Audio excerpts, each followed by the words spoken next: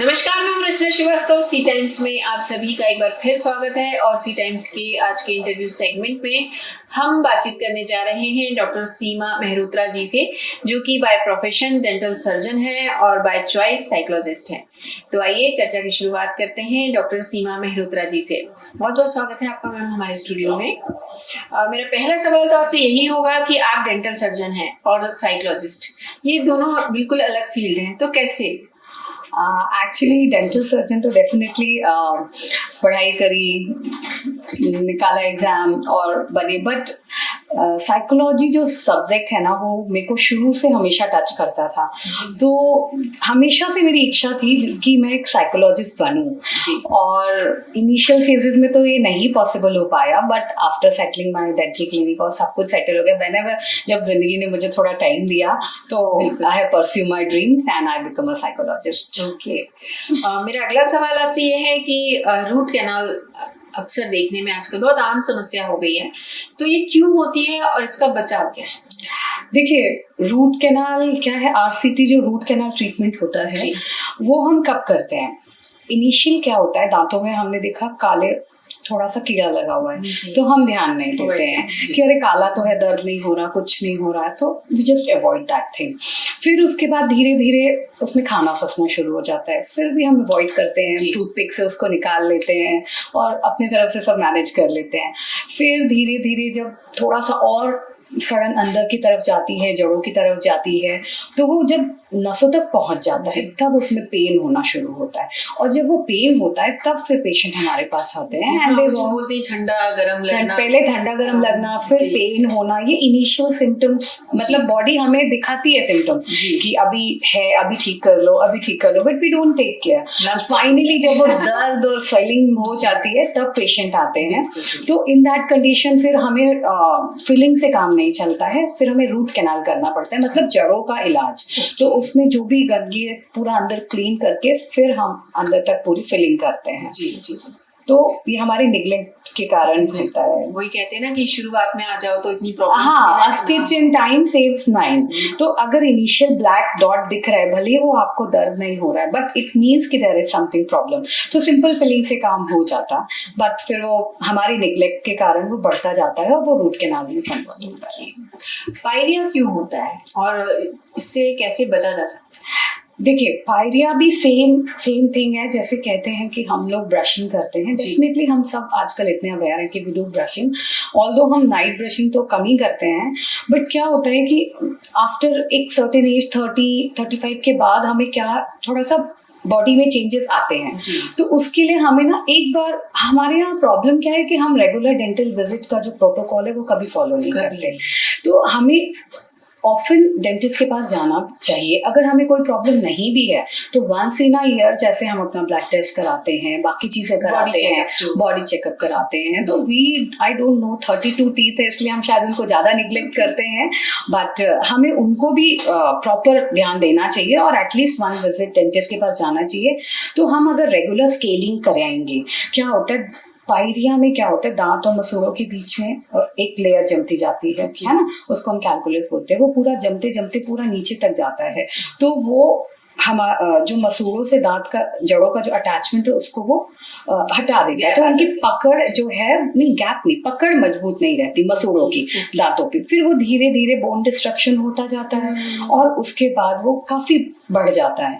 तो एक टाइम के बाद तो दांत हिल के गिरने भी लगते हैं अगर पायरिया अनकंट्रोल रहा, हमने उसका ध्यान नहीं दिया तो इसलिए पायरिया इज लाइक कि जैसे दांतों में घुन लगना, धीरे धीरे धीरे धीरे वो अंदर ही अंदर बोन को रिड्यूस करता जाता है और एक टाइम ऐसा आता है कि हमारे दांत हिलने लग जाते हैं और एक टाइम के बाद वो गिर जाते हैं। तो इसीलिए हमें समय रहते पायरिया का अपना प्रॉपर ध्यान देना चाहिए। पायरिया में भी जैसे मैंने आपने आरसीटी के लिए बताया कि पहले डॉट होता है, हमें कैविटी लगती है, फिर धीरे धीरे वो बढ़ता है, इसी तरह से पायरिया भी है। पायरिया के भी इनिशियल बहुत सारे सिम्टम्स होते हैं, जैसे कि पहले ब्रशिंग में खून आना, मुंह से बदबू आना, मसूड़े सूजे हुए दिखना या मसूड़े थोड़े से नीचे की तरफ हो जाना, ये सारे इनिशियल सिम्टम्स होते हैं।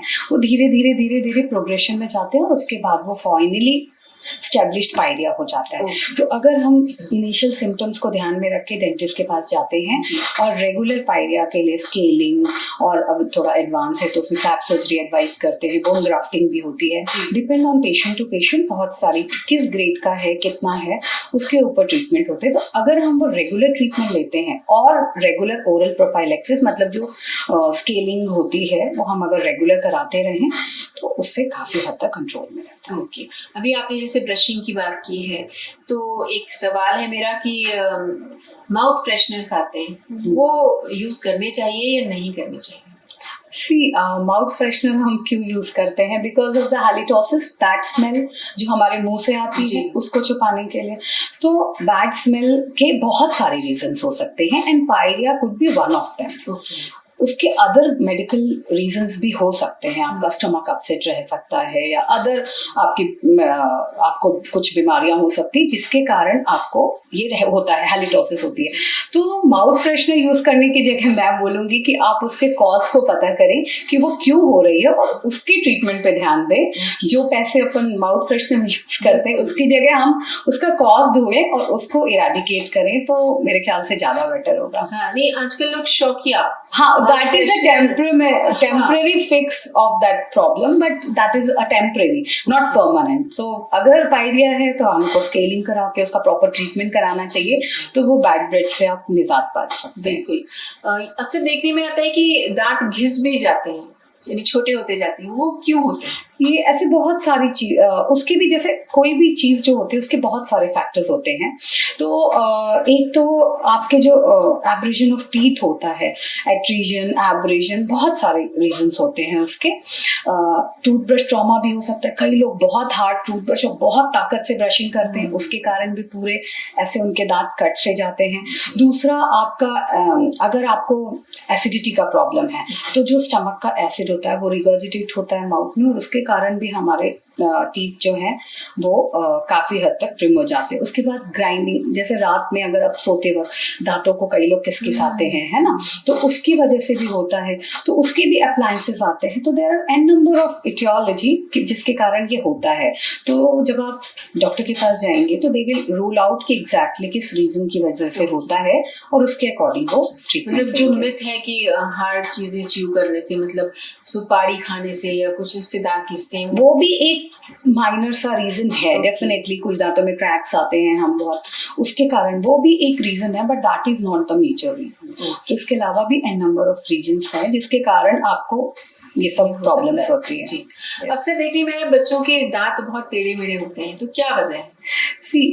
देखिए, टेढ़े मेढ़े जो दांत होते हैं ना, अगेन हमारा क्या है, जब बच्चे छोटे होते हैं तो आपने अक्सर देखा होगा उनको बहुत सारे केरीज होते हैं, उनके अक्सर दांत काले दिखते हैं, बहुत सारे केरीज, और माँ बाप यही कहते हैं कि अरे ये तो दूध के दांत है, निकल जाएंगे तो क्या जाना डॉक्टर के पास।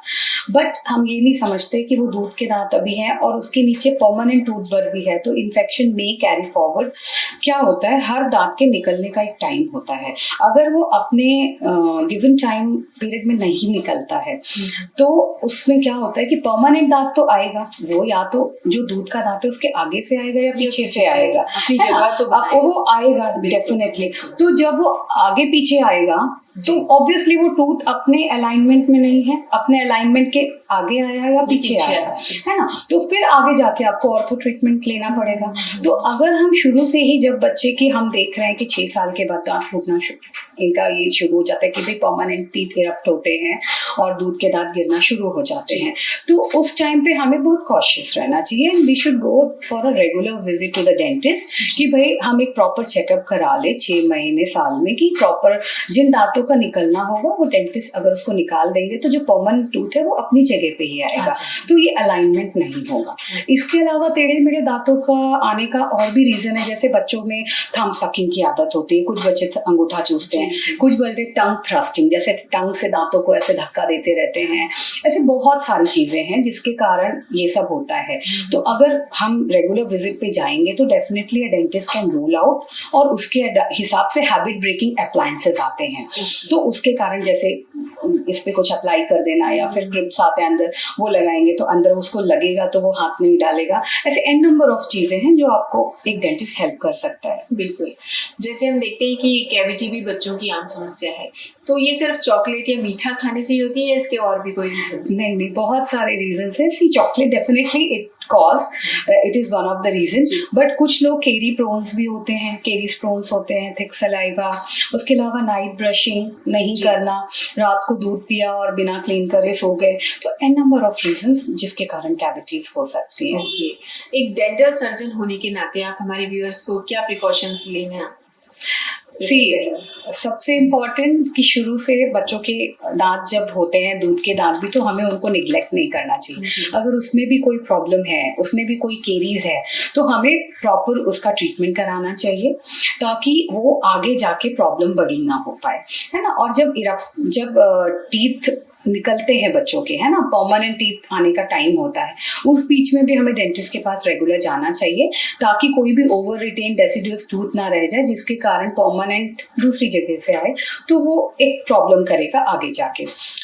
उसके साथ साथ night brushing is very important, और एज द एज एडवांस हमें अपने दांतों का रेगुलर स्केलिंग करानी चाहिए, ओरल प्रोफाइलैक्सिस को मेंटेन करना चाहिए। रेगुलर स्केलिंग से आपके पायरिया होने के चांसेस काफ़ी कम हो जाते हैं और ओरल हाइजीन भी मेंटेन रहता है। बिल्कुल। अब हम बात करेंगे आपके दूसरे पार्ट की, यानी कि आप साइकोलॉजिस्ट भी हैं, तो किस तरह के केस आपके पास ज़्यादातर आते हैं?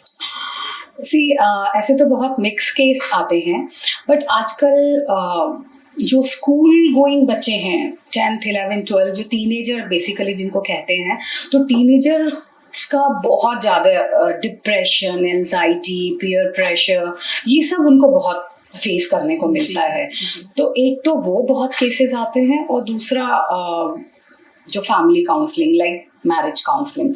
तो क्योंकि आजकल डिवोर्स रेट इतना ज़्यादा हो रहा है, तो कपल्स में कंपैटिबिलिटी का फैक्टर बहुत ज़्यादा है, जबकि it is a love marriage, they know each other since so long, but when it come for the responsibilities और दूसरी चीज़ें, तो कहीं ना कहीं वो लैक ऑफ कम्युनिकेशन हो रहा है, शायद हमारी लाइफस्टाइल की वजह से।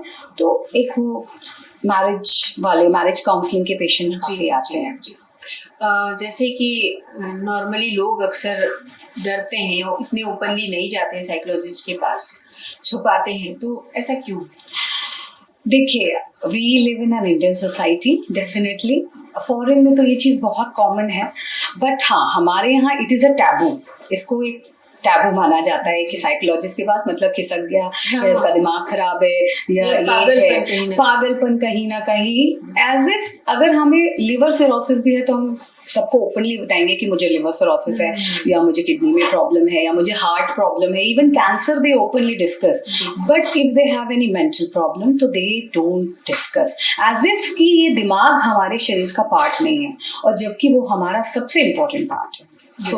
इसलिए एक सोसाइटी ने इसको टैबू करके रखा हुआ है। बट नाउ अडेज आजकल की generation they are very much open. अब वो लोग आ रहे हैं पेरेंट काउंसलिंग के लिए भी, student counselling, kids counselling, and number of counselling के लिए। Now they are people open कि नहीं, I have to see this problem of mind. आजकल देखने में आया है कि एंजाइटी हुई, डिप्रेशन हुआ, या इसी तरह और भी, तो ये बहुत देखने में आ रहा है, और हर घर में हर व्यक्ति को ये लगभग प्रॉब्लम कहीं ना कहीं, चाहे छोटे उसमें हो या बड़े में हो, तो ये है। तो इसकी क्या वजह है? जैसा आपने बिल्कुल सही कहा ये चीज़ कि आजकल एंजाइटी, डिप्रेशन हर घर में एक ना एक पेशेंट तो हमें मिल जाता है। वो अलग बात है कि वो उसके बारे में बात करें या ना करें, या कई बार समझ भी नहीं पाते कि हाँ, कोई बीमारी है, लगा टेंशन है नॉर्मल। हाँ, एग्जैक्टली, ये एक फेज है और हम उसको समझ नहीं पाते हैं। तो मुझे जितना मैंने अभी तक लोगों को काउंसिल किया, जितना मैंने समझा, उस हिसाब से मुझे ये लगता है कि लाइफस्टाइल ये बहुत बड़ा रीज़न है जिन सब के कारण। बिकॉज हम सब की लाइफस्टाइल और हमारी ज़िंदगी से अपेक्षाएं, आजकल लोगों कि बहुत बड़े बड़े सपने बहुत सारे, और वो उसको बहुत शॉर्ट पीरियड में पाना चाहते हैं।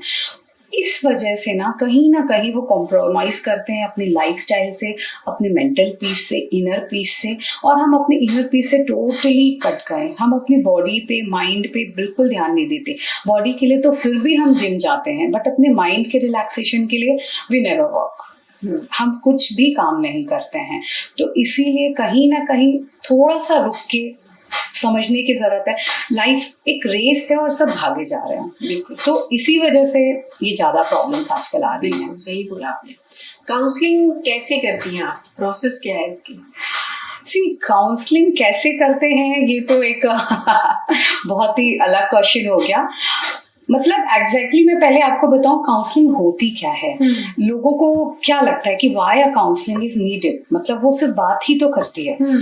तो बेसिकली व्हाट इन साइकोलॉजी जब हम काउंसलिंग करते हैं पेशेंट की, तो क्या होता है, इधर पेशेंट इज डिप्रेशन है, उसको एंजाइटी है, या कुछ तरह के सिम्टम्स हैं जो वो खुद हैंडल नहीं कर पा रहा है।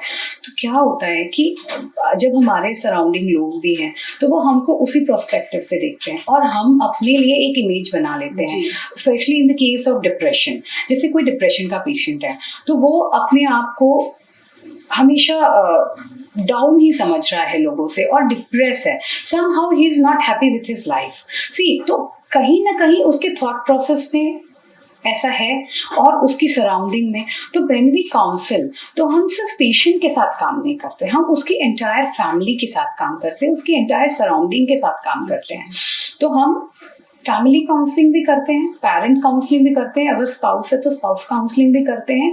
उसके बाद हम फिर पेशेंट को करते हैं, पहले उसके चारों तरफ का एनवायरनमेंट चेक करते हैं, then we work on the patient. और a counselor, he can change the thought process.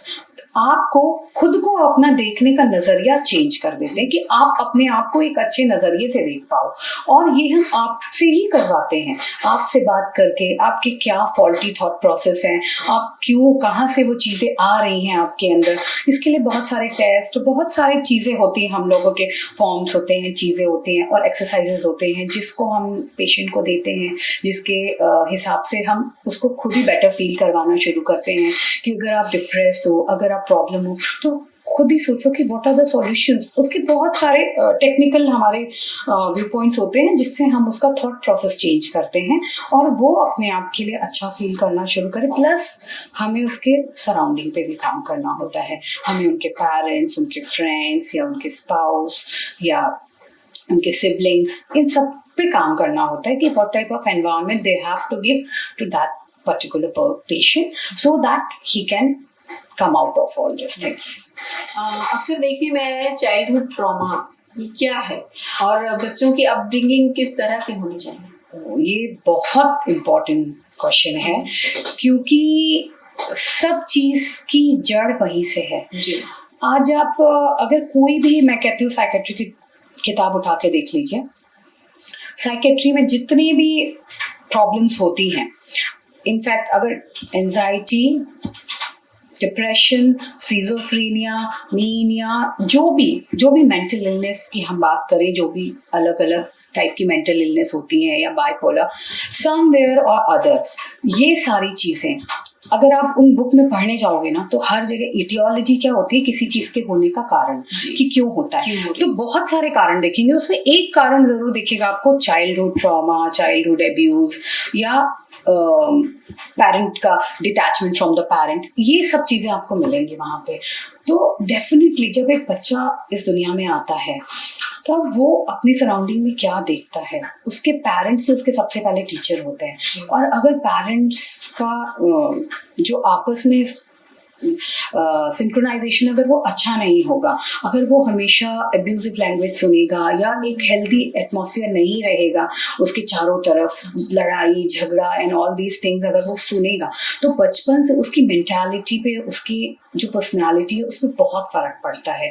ठीक है, और कहीं ना कहीं ये सब बहुत आगे जाके डिसाइडिंग करता है कि ये इस बच्चे को डिप्रेशन हो सकता है या इसको आगे जाके दूसरी मेंटल इलनेस हो सकती है या नहीं।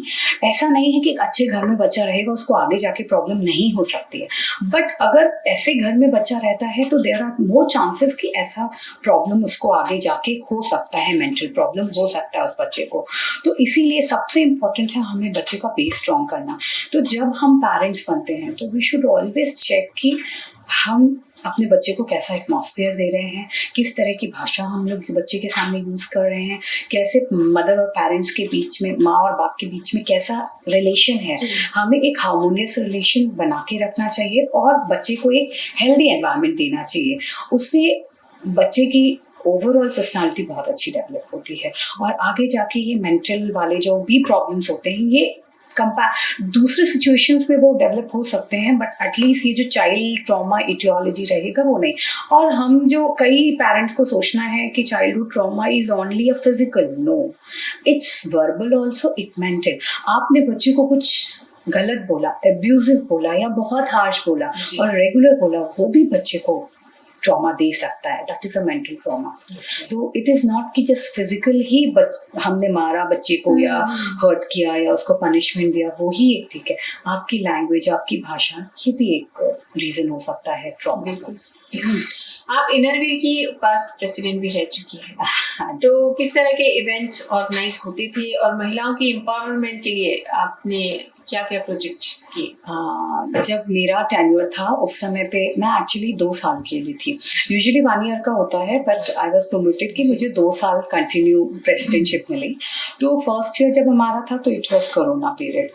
सो बट कोरोना में भी we have done an number of online काफ़ी सारा काम किया और ऑफलाइन भी फील्ड में जाके with proper precaution we have done so much work, like distribution of the sanitiser से लेकर के जो स्लम्स में लोगों को खाना नहीं मिल पाता था क्योंकि वो लोग डेली वेजेस पे काम करते थे, तो उन लोगों के लिए दिहाड़ी बंद थी, तो उनका रोजगार का साधन बंद था, तो वो कैसे कमाते, उनके लिए चूल्हा 2 वक्त की रोटी बहुत बड़ी बात थी। तो हम कुक्ड फूड की थालियाँ हम उन जाके 40 फैमिलीज थी जिनको हम स्लम एरियाज में डेली जाकर के 2 महीने तक हमने उनको खाना भिजवाया। और इसमें हमारे बहुत सारे ऑर्गेनाइजेशंस ने हेल्प भी किया जो हमें समय समय पर देते थे। कुछ हम मेंबर्स ने फंडिंग इकट्ठा करी, कुछ दूसरी जगह से फंडिंग आई, कुछ हम लोग ने दूसरे NGOs को भी रीच आउट किया, but anyhow we make sure कि वो 40 फैमिलीज को हम 2 महीने तक खाना दें। उसके अलावा हमने वुमेन एम्पावरमेंट के लिए छोटे छोटे गाँव में जाके बहुत सारे छोटे छोटे प्रोजेक्ट्स किए, जैसे कि एक छोटा सा प्रोजेक्ट था कॉर्न का, जैसे जो भुट्टे आते हैं तो हमने उनके दाने निकाल के उसको हमने इनर व्हील के पैकेट में सील कराया और वो फ्रोजन कॉर्न हम लोग ने उसका मार्केटिंग किया, तो उससे उन लोगों को काफ़ी इनकम हुआ। इसी तरह से हमने ये हैंड क्लीनिंग सोप, इसका हम लोग ने पूरा वर्कशॉप करा के उन फीमेल्स को ट्रेनिंग दिया और उनको इक्विप किया, और उन्होंने जो हैंड वॉश बनाया उसको हमने मार्केटिंग के लिए भी उसको हेल्प करी कि वो हम लोग ने ही लिया, हमने अपने सर्कल में उसको सर्कुलेट किया कि इट्स अ गुड प्रोडक्ट। तो इस तरीके से हमने उनको सपोर्ट किया वुमेन एम्पावरमेंट में। फिर उसके बाद हम लोग ने एक हमारा जो ऑटो ड्राइवर था तो उसके पैर नहीं थे, तो उसको हमने आर्टिफिशियल लिम्स लगवाए। और इसके अलावा हम लोग ने एक फूड कार्ट चलाई जो हर थर्सडे गरीबों में जो एक्चुअल बहुत गरीब होते रेलवे स्टेशन में बाहर सोते हैं फुटपाथों पे, उन लोगों को हर थर्सडे हम लोग ने खाना डिस्ट्रीब्यूट उसमें कराया। और ऐसे बहुत सारे छोटे छोटे प्रोजेक्ट है। हमने कोरोना के टाइम पे हमने फ्री चेकअप भी करवाया घर घर जाके कि कोरोना के कोई सिम्टम्स तो नहीं है, बिकॉज उस समय तो अवेयरनेस ही बहुत नहीं थी। तो हमने टेस्ट कराया और जिनमें सिम्टम्स थे फिर उनको हमने टेस्टिंग के लिए मेडिकल कॉलेज भेजा। इसके अलावा समय समय पे मेडिकल कैंप, डेंटल कैंप, आई कैंप, ये सब हम लोग ने काफ़ी कराया अपने टाइम। जो भी आप कर सकते थे आपने सब कुछ किया है। आपके 2 बच्चे हैं, फैमिली है, आप डेंटल सर्जन हैं, फिर साइकोलॉजिस्ट भी हैं, तो कैसे मैनेज कर पाती हैं? मुझे लगता है early rising is the key for everything, what I think, because my day start, मैं थोड़ा सा जल्दी उठ जाऊँ और उसके बाद मैं पूरा अपना डे प्लान कर लेती हूँ और उसके अकॉर्डिंग एक फिक्स रूटीन में काम करती हूँ, तो सब मैनेज हो जाता है। अपने फ्री टाइम में सीमा जी क्या करती है? मेरे फ्री टाइम पे सी वैसे आपके इतने सारे काम है कि फ्री टाइम तो शायद ही मिल पाता होगा, लेकिन नहीं, बट क्या होता है, मेरे को नई नई चीज़ें सीखने का बहुत शौक है। अब जैसे मेरी डॉटर है अभी, शी इज़ 4 years, तो वो पेंटिंग क्लास जाती थी, तो मुझे वहाँ बहुत अच्छा लगता था। वो वहाँ पे पूरा कॉलेज था, तो वहाँ पे वो मुराल्स वगैरह बनाते थे और बहुत सारी, तो वो 1 घंटा मुझे उसके लिए बैठना होता था। तो मैं भी वहाँ पे साइड में क्राफ्ट उनका शुरू किया, तो मैंने भी थोड़ा सा स्टार्ट किया। 1 महीने ही जा पाई, बट मैंने भी 1 महीने जो अभी वेकेशंस थी, तो मैंने उसमें पेंटिंग सीखी जितना मुझे आया। तो इसी तरीके से बच्चों के साथ ही हम अपने शौक पूरे कर लेते हैं। बिल्कुल सही। बस I just want to learn new things. मुझे कुछ एक फिक्स नहीं है, बट जैसे पेंटिंग हो गया, फॉर द टाइम रीजन अभी मैं जैसे कंप्यूटर्स बहुत टेक्नो सेवी नहीं हूँ, तो I want to update myself, तो मैं वो भी कोशिश करती हूँ जब टाइम मिलता है तो सीखने की। एज ए साइकोलॉजिस्ट आप हमारे व्यूअर्स को क्या मैसेज देना चाहेंगे? एज अ साइकोलॉजिस्ट मैं सिर्फ ये कहना चाहती हूँ कि लाइफ में कोई भी सिचुएशन आए, कुछ भी हो जाए, you always think कि life is better than being a dead person. So जिंदगी को खुशहाल बनाएं, and at least one person ऐसा होना चाहिए आपके लाइफ में जिससे आप अपना heart out, you should talk everything, उससे आप सब शेयर कर लें। whenever you are depressed, whenever you are feeling low, तो हमेशा उससे बात कर लें। सी क्या होता है, आपने कुकर देखा है ना, कुकर में क्या होता है, अगर सीटी होती है तो प्रेशर बनता है, फिर वो वेंट आउट सीटी से निकल जाता है। अगर वो सीटी चोक हो जाए, बिल्कुल, तो क्या होगा? ब्लास्ट होगा। तो वही चीज आपके अंदर होती है। जब आपको चीजें बुरी लगती हैं तो अंदर ही अंदर सम अप होते होते एक दिन वो ब्लास्ट होती हैं। तो हम कुछ मैसिव स्टेप लेते हैं, तो वो होने की जगह आपके फ्रेंड आपकी कुकर की सीटी की तरह होते हैं। फ्रेंड्स, फैमिली फ्रेंड, आपकी मदर या सिबलिंग, कोई भी हो सकता है फॉर दैट रीजन, जिससे आप कनेक्ट कर पाओ। हाँ, जिससे आप कनेक्ट कर पाओ। और नहीं तो you can always go to a psychologist. There is always an open door to a psychologist, कि आप वहां जाके, साइकोलॉजी में क्या होता है, आप अगर अपनी बातें शेयर करते हो ना, तो मतलब आप 30% 40% तो वहीं पर रिलीफ हो जाते हो। यस, बिकॉज यू नो कि someone is listening you unbiased, वो आपको जज नहीं कर रहा है और वो आपकी बातें पेशेंसली कामली सुन रहा है। तो हमेशा एक फ्रेंड या एक व्यक्ति ऐसा होना चाहिए जिससे आप दिल की सारी बातें कर लें। That's it.